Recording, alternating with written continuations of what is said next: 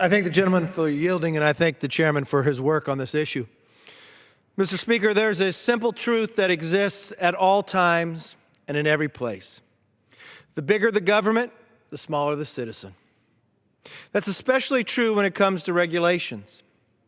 When the bureaucracy makes more rules, those rules limit the freedom and opportunities of real people. People are just trying to work hard, make a living, and support themselves and their families.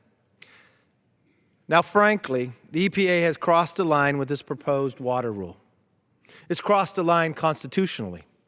And it crossed a line by hurting people and threatening their livelihoods and private property. Let me tell you a story about a place back in my district called Sandy Creek. It's named Sandy Creek for a reason.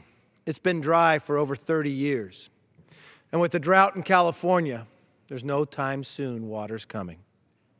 Now, long before this proposed rule that would expand the EPA's power even more, the EPA tried to regulate Sandy Creek. That would have added more costs to the people who own the land. It would have meant more paperwork, federal permits, compliance, and federal regulators snooping around. It took me years to finally get the EPA to stop.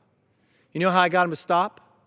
I had to have an individual come to Taft, California, get in my car, drive out, and walk in Sandy Creek throughout the sand before they believed there was no water to regulate.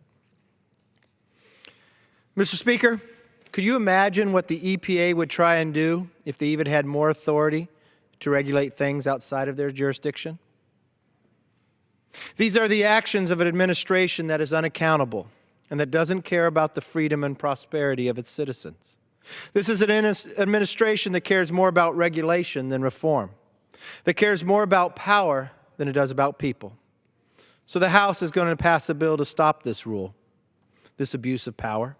We're going to stop this regulation for all the hardworking Americans who have tried all of this agency power grabs just for the sake of power. We're going to try to do it for everyone who wishes they could have control over their own lives. The EPA doesn't need any more power, Mr. Speaker. The people do. And I yield back.